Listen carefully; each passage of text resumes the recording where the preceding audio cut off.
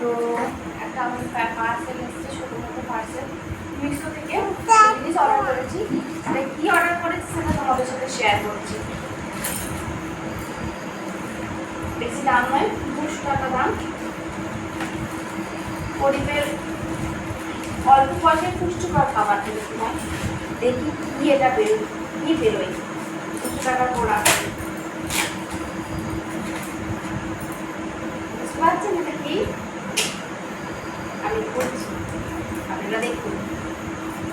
আমাদের দিকে আজকে সারাদিন বৃষ্টি, জামা কাপড় একটা শুকায়নি, সারাটা দিন বৃষ্টি আর বৃষ্টি। যে চাপে ছিলাম চার্জ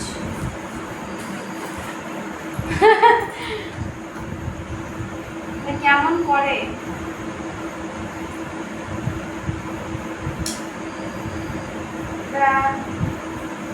বুঝতে পারছি না।